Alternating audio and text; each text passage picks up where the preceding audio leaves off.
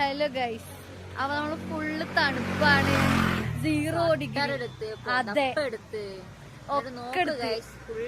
അതെ. നമ്മൾ ഇങ്ങട് ഇല്ലാത്ത സ്വെറ്റർ കടം വാങ്ങി എടുത്തോണ്ട് വന്നിട്ട് ഇങ്ങട് വന്നപ്പോ -0 ഡിഗ്രിയാണ് എവിടത്തെ തണുപ്പ് എന്നൊക്കെ പറഞ്ഞിട്ട് ഇങ്ങട് വന്നപ്പോ ഇത് ഗൈസ്, ഇത് നമ്മളിപ്പോ ഏതാണ് മട്ടുപ്പെട്ടി ഡാമിലാണുള്ളത്. കണ്ടോ, ഒടുക്കത്തെ വെയിലാണ്. നിങ്ങൾക്ക് കാണാൻ പറ്റുന്നുണ്ടോന്ന് അറിയില്ല, നല്ല വെയിലാണ്.